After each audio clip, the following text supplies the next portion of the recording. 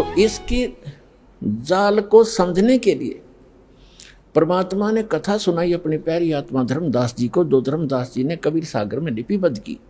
कि परमात्मा ने कहा कि ये गलतियां करके आत्मा यहाँ आ गई इस काल के साथ, इसके 21 ब्रह्मांड वाले विमान में बैठ के, और इसने यहाँ इनको इतना दुखी कर दिया। फिर ये चिल्लाने लगी, हे भगवान हमें सुख दे, हे भगवान हमें सुख दे। हम हाहाकार मच गई।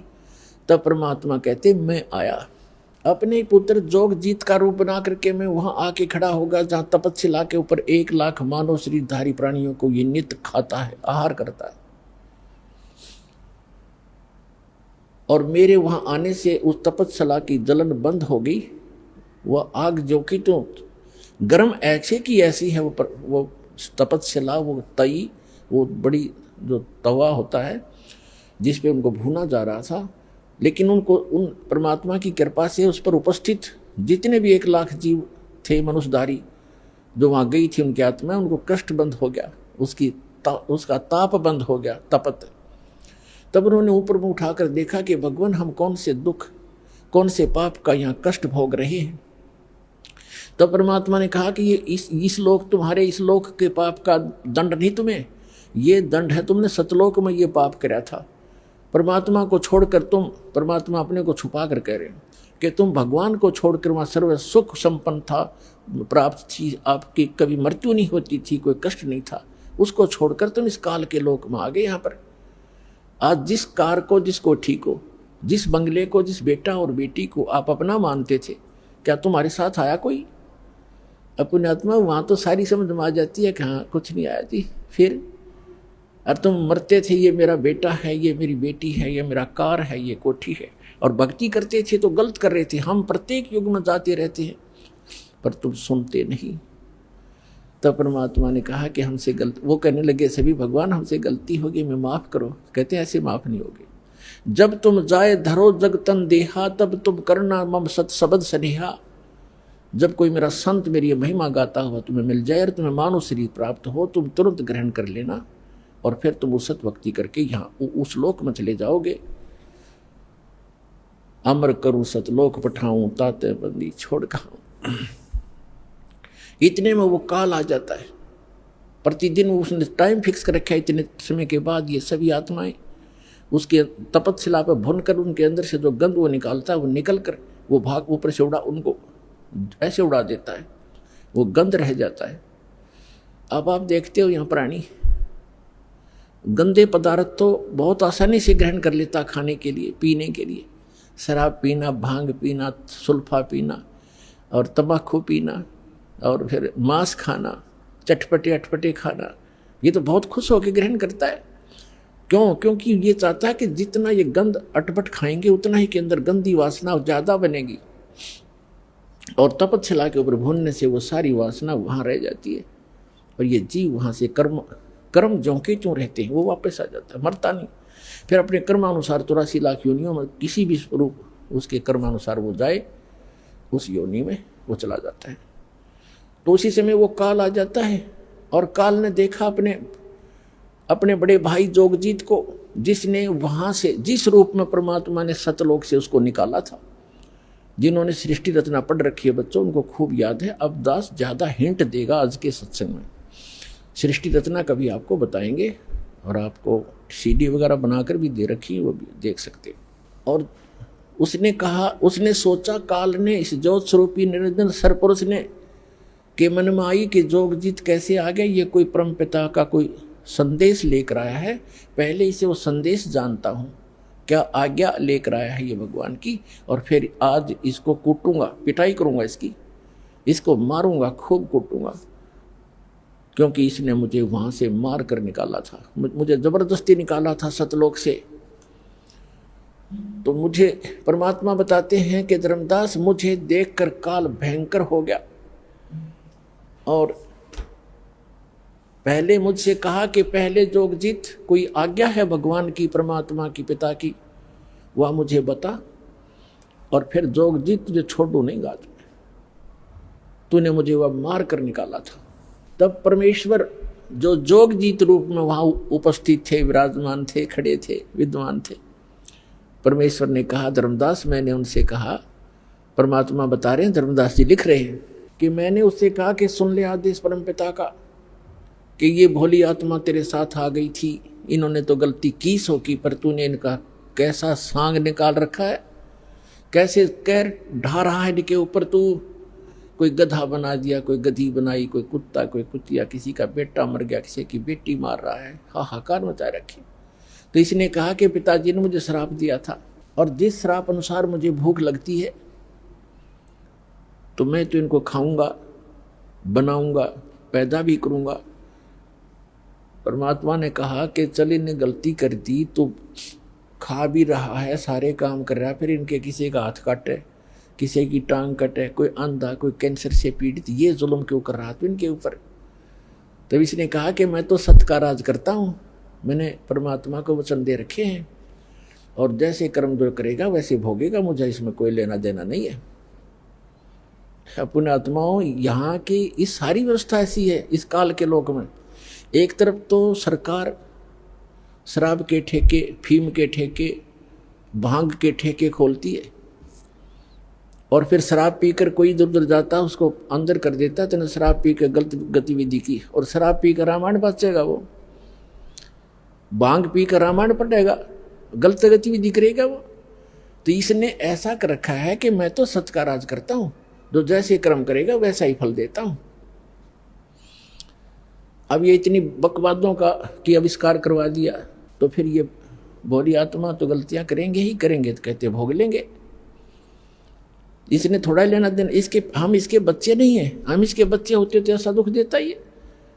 आज केदारनाथ के ऊपर 20,000 आदमियों को मार देता अपने बच्चों को। ये हम इसके बालक नहीं हैं, हम इसकी प्रजा नहीं है, हम उस परमात्मा की प्रजा है, सतपुरुष के बच्चे हैं और हम अपनी गलती से इसकी कैद में फंस गए हैं। यहाँ से निकालने का एक तरीका है, हम स्वेच्छा से आए हैं, स्वेच्छा से ही वापस जाएंगे। जब हमारी यहाँ के लोग से दुखों से इतना मन हट जाएगा और वहाँ के सुख से हम इतने प्रभावित और प्रेरित हो जाएंगे और फिर सब भक्ति करेंगे, तब हम वहाँ जा पाएंगे। इसलिए आपको सारा ज्ञान प्रमाण दिखाए जा रहे हैं ताकि आपका यहाँ से मन हटे और भक्ति पर डटे और फिर वहाँ चलेंगे हम।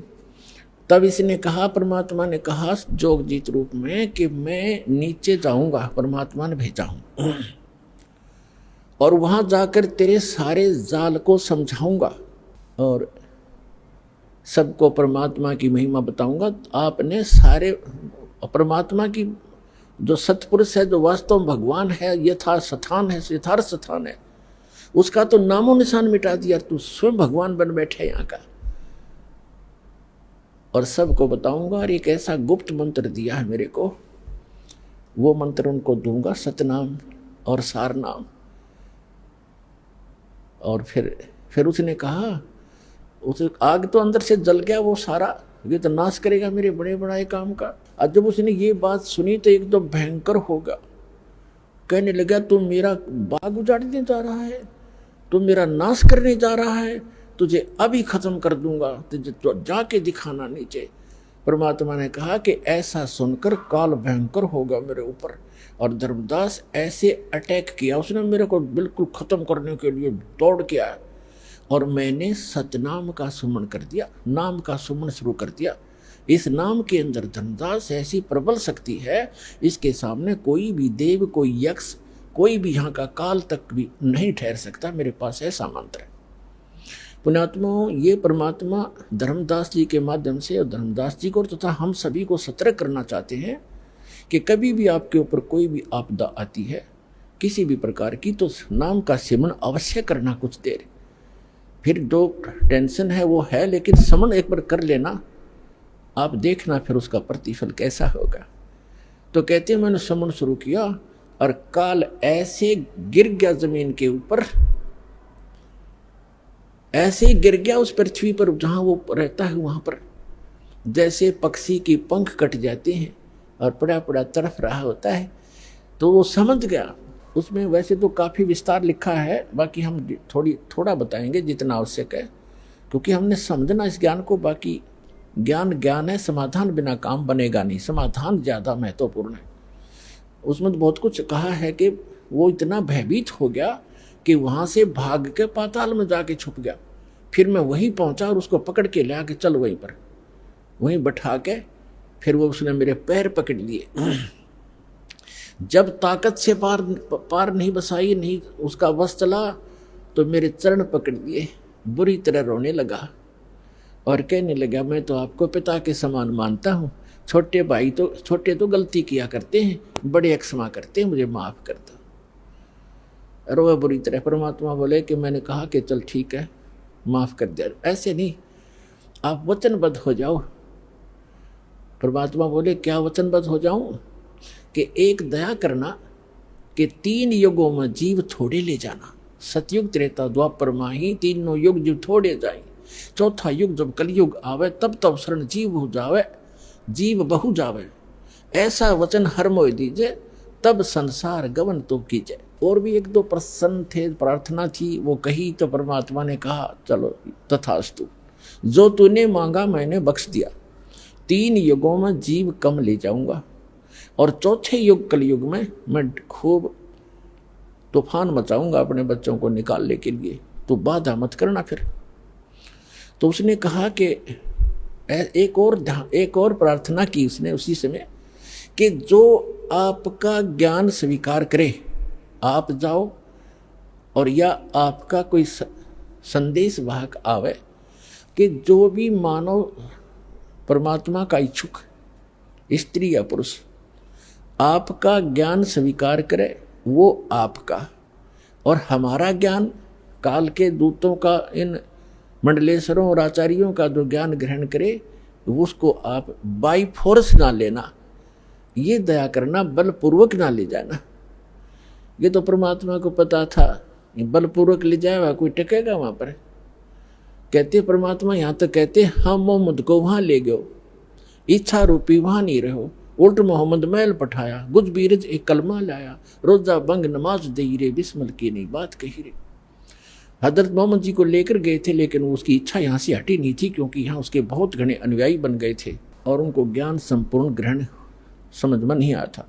तो कहते परमात्मा को मालूम था कि बलपूर्वक कैसे ये वहाँ रुक जाएंगे, ये पहले वहीं ना रहा करते, गड्ढा करते, आप बरे यहाँ पर इस गंदे लोक में, यहाँ से। तो उसने कहा कि ठीक है, परमात्मा ने कहा ठीक है, जो मेरा ज्ञान ग्रहण करे वो मेरा, ताकि निकट काल मत आना, कि जिसने लिया मेरा परवाना, ताकि निकट काल मत जाना, कि मेरे जिसने मेरा ग्रहण कर लिया नाम, मेरा ज्ञान, उसके निकट तुम मत जाना। तो काल ने कहा था कि जो आपकी मर्यादा में रहेगा आपका, और मर्यादा तोड़ेगा तो मेरा ही है। वो तो अंडरस्टूड, इसमें कहने की जरूरत नहीं है फिर तो परमात्मा ने कहा ठीक है तथास्तु।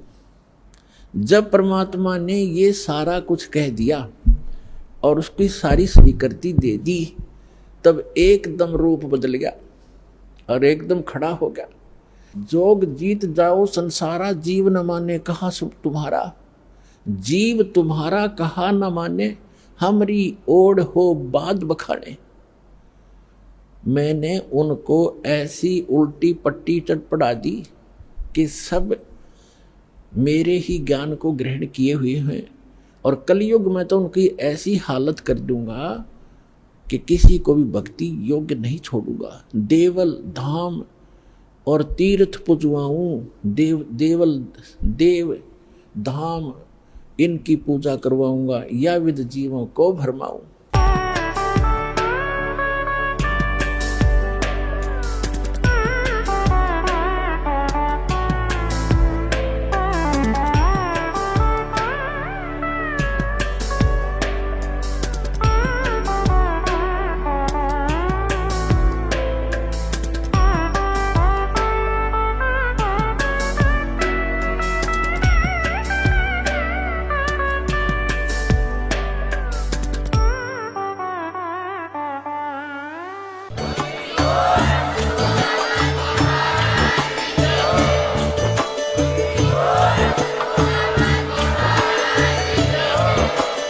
आप सुन रहे थे जगत गुरु तत्वदर्शी संत रामपाल जी महाराज जी के मंगल प्रवचन। अधिक जानकारी के लिए विजिट कीजिए हमारी वेबसाइट www.jagatgururampalji.org। संत रामपाल जी महाराज जी के शुभ आशीर्वाद से पूरे विश्व भर में 500 से भी ज्यादा नाम दीक्षा केंद्र हैं, जिन पर संत रामपाल जी महाराज जी द्वारा ऑनलाइन निशुल्क नाम दीक्षा दी जा रही है। अपने नजदीकी नाम दीक्षा केंद्र का पता करने के लिए संपर्क करें 8222880541।